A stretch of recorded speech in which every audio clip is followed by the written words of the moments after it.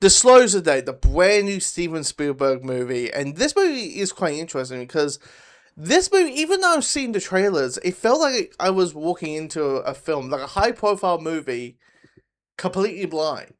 Like, there was a whole thing of like, is this about aliens? This is about spirits and theories? Is it the whole thing like, what if this stuff was true? Like, okay, what's the truth? What they're trying to reveal? Like, what's going on here?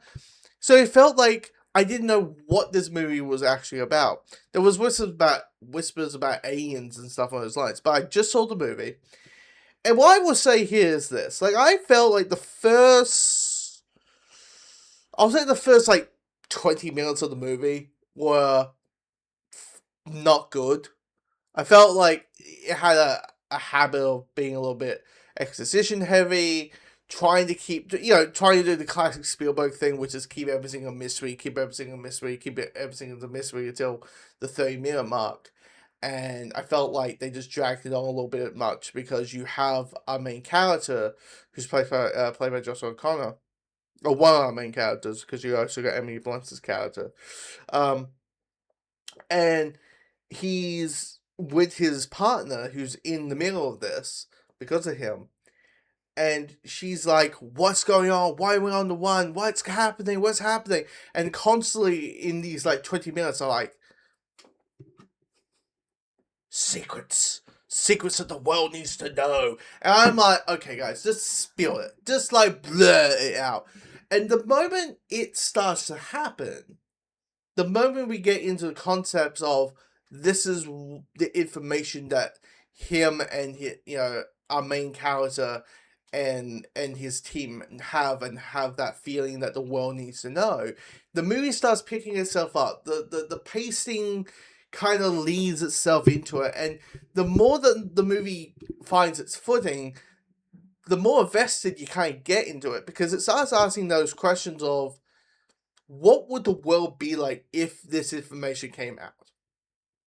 Yeah, what would the world actually can like, spoiler alert, it's all dealing with aliens, right? So the information is aliens exist. We got a fuckload of footage of aliens, grey little men running around on Earth, or crash landing in spaceships and UFOs and stuff on those lines, right? So it's the question of, do we want to know that we're not alone in the universe? Do we? How will the world behave? Would we accept it? Would we, majority of us, not accept it? What about if you're a person who's dealing with faith? Does that contradict yourself? Is that, like, if your whole, like, a main Jane, who's the main one of our main character's partners, she's was a ex nun, or was on the journey of being a nun, and so the question comes along, is like, you were planning to have this whole identity wrap around with this faith, and now you know that maybe it's not all true. How are you going to process it? And it starts asking these questions, and these antagonists, who's played by our main guy, Noah, played by Colin Firth. His character's all about, human race can't handle it. We can't handle it. We want to, we're about to start World War III. World War III is in the context of in the movie.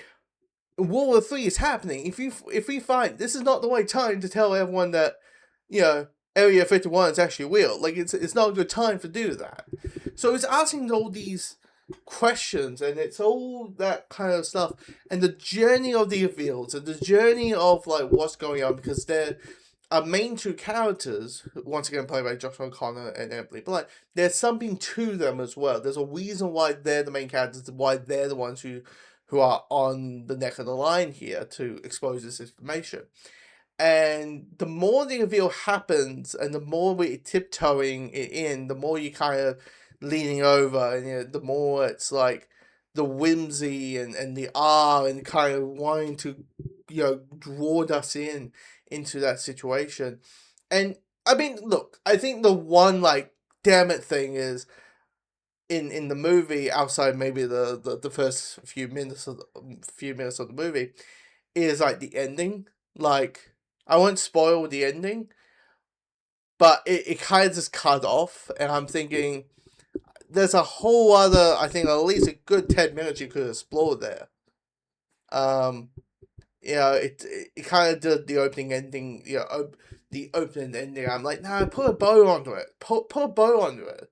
You're exploring all these things, and it's kind of not, I get the idea that it's all about interpretation, but it's kind of that point of view of, no, give us an answer. How does in this world in this world in the movie, how does that happen? How does that come around?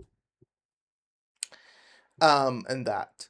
But it is diving into very interesting questions, and it's not, normally when it comes to aliens, we all, thinking like, Independence Day, and it's like, no, it's just what happens. Is that bit of questions like, what if? And you think about it, like, it's kind of a very Spielbergy thing. Like, you think of E.T. and you think Third Colors. Anytime aliens come around, even Kingdom of the Crystal Skull, they're not aliens, they're from a different dimension. Shut up, they're aliens.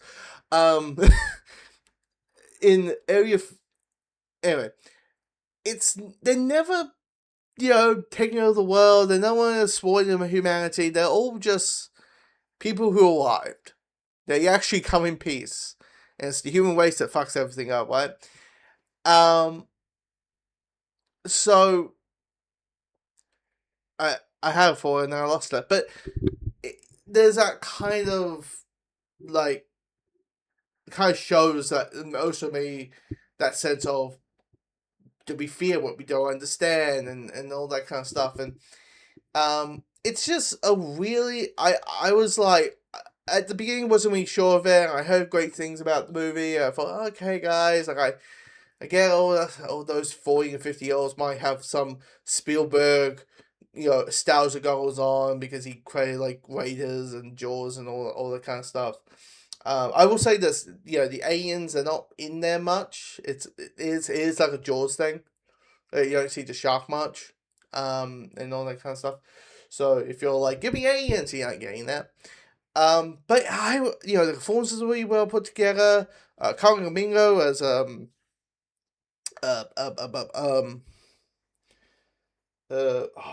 forgot his character's name. And that,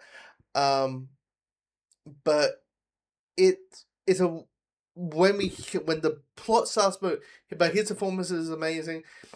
Dialogue might not be the greatest dialogue in the world. It's maybe a bit on the nose.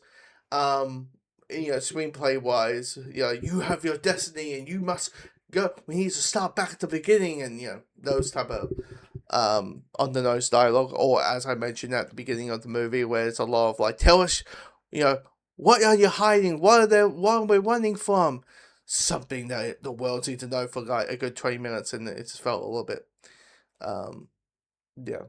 yeah. So there's a bit on the nose dialogue,